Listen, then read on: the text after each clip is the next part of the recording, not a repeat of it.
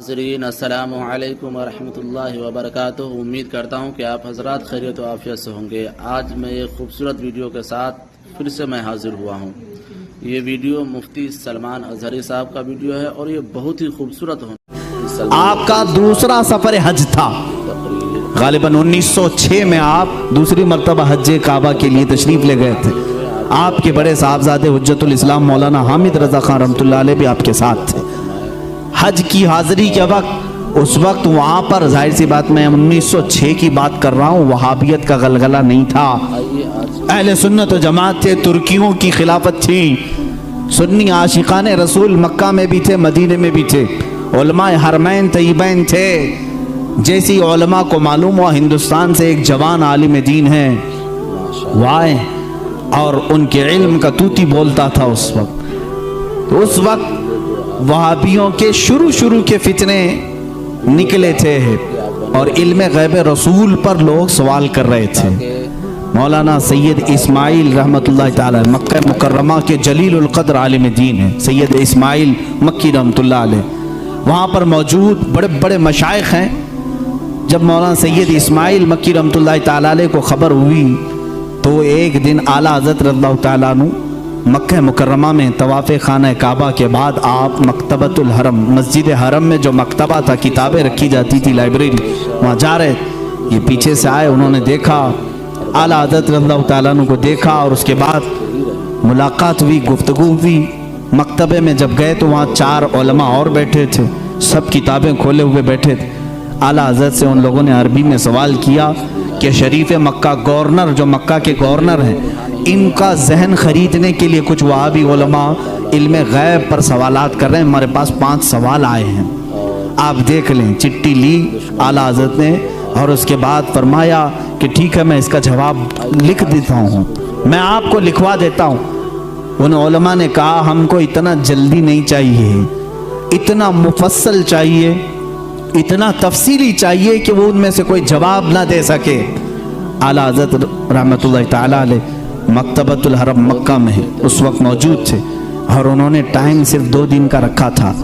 اسی دن اعلیٰ حضرت کو بخار آیا، دوسرے دن سخت بخار، اور اس وقت صبح کے وقت شاید غالباً 8 بجے یا 7 بجے حرم مکہ میں آپ بیٹھے تھے، علماء موجود ہیں بڑے بڑے، وہاں پر مفتی حنفیہ بھی تھے، مفتی شافعیہ بھی تھے، مفتی مالکیہ بھی تھے، یہ 4 مذاہب کے مفتی وہاں پر ہوتے تھے، ہر زمانے میں رہے ہیں، یہ بڑے بڑے عبقری شخصیات وہاں تھے۔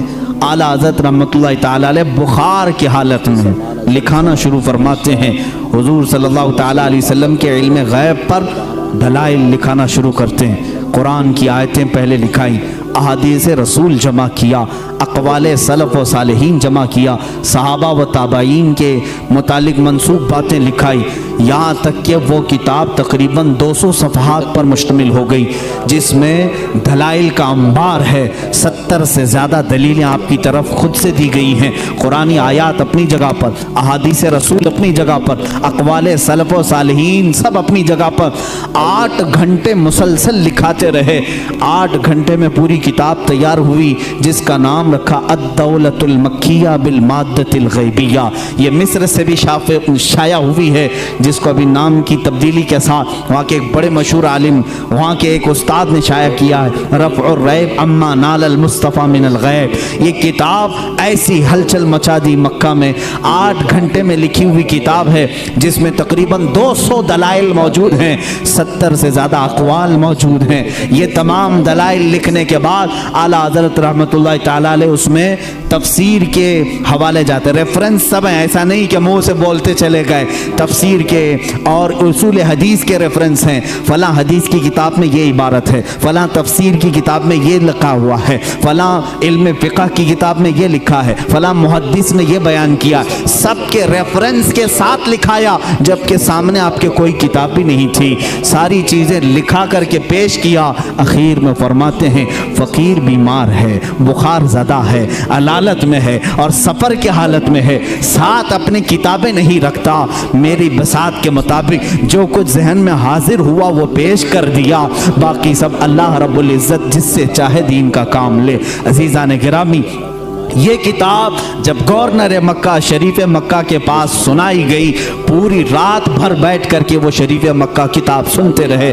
دوسری رات آئی، پوری کتاب سنی، یہاں تک کہ علماء مکہ، علماء مدینہ حاضر ہوتے ہیں اور اعلیٰ حضرت سے دست بستہ کہتے ہیں آپ اپنی اجازات حدیثہ ہمیں عطا فرمائیں، آپ اپنی اجازات میں ہمیں شامل فرمائیں۔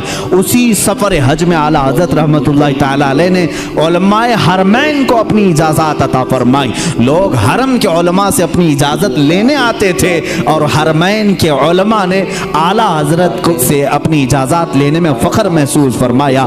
وہاں کے مرجع العلماء تھے، ایک بڑے پائے کے بزرگ ہیں، ان کی بارگاہ میں جب اعلیٰ حضرت پہنچے بڑا ادب کرتے تھے مکہ اور مدینے کے علماء کا۔ اعلیٰ حضرت نے ان کے زانو کو چوما، ان کے زانو کو چوما۔ وہ 70 سال سے زیادہ کی عمر کے تھے۔ انہوں نے برجستہ کہا اے ہندی عالم احمد رضا، حق تو یہ ہے کہ میں تمہارے نالین کو چوموں، حق تو یہ ہے کہ میں تمہارے قدموں کو چوموں۔ اعلیٰ حضرت رضی اللہ تعالیٰ عنہ کو یہ جو مقام دیا علماء حرمین نے، صرف اس لیے کہ جب اس نوجوان عالم دین نے میرے مصطفیٰ کی شان میں اگر کسی نے غیب کے علم پر سوال کیا تو قلم سے ایسا جہاد کیا ہے، دانت کھٹے ہی نہیں ٹکڑے ٹکڑے کر کے رکھ دیے۔